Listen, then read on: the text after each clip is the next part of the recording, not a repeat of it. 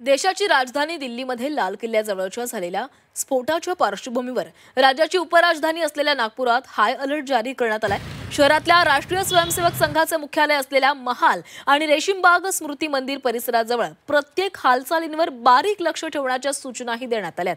आणि या दोन्ही ठिकाणी येऊन वरिष्ठ पोलीस अधिकाऱ्यांनी रात्री सुरक्षा व्यवस्थेची पाहणी देखील केलेली आहे। सर्व संवेदनशील स्थळांना अलर्ट जारी करण्यात आलेला आहे।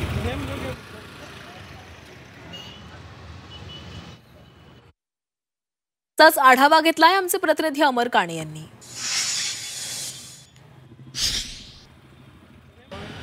दिल्लीत झालेल्या स्फोटाच्या पार्श्वभूमीवर नागपुरात सुद्धा हाय अलर्ट जारी करण्यात आलाय आणि आता आपण संघ मुख्यालयाकडे जाणाऱ्या मार्गावर आहे आणि तिथे एरवी पण पोलीस चौकी असते, पण आता सगळ्यांना अलर्टवर ठेवण्यात आलेले आहे। गस्त वाढवण्यात आली आहे। वरिष्ठ पोलीस अधिकारी आहे ते रात्री येऊन संपूर्ण सुरक्षा व्यवस्थेचा आढावा सुद्धा घेऊन घेतला।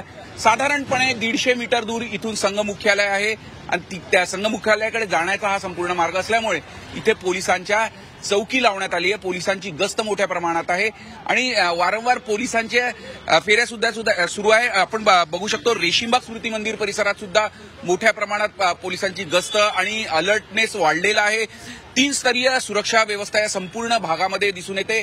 आता आपल्याला पोलीस अधिकारी पण दिसतात आहे। वरिष्ठ पोलीस अधिकारी सुद्धा सातत्याने या परिसरात गस्त लावताना दिसून येत आहे। संपूर्ण नागपुरात अनेक संवेदनशील भाग असो तिथे सुद्धा पोलिसांनी अलर्ट जारी केलेला आहे। रात्रीपासूनच दिल्ली स्फोटाच्या पार्श्वभूमीवर सगळीकडे पोलीस सतर्क झालेले आहे।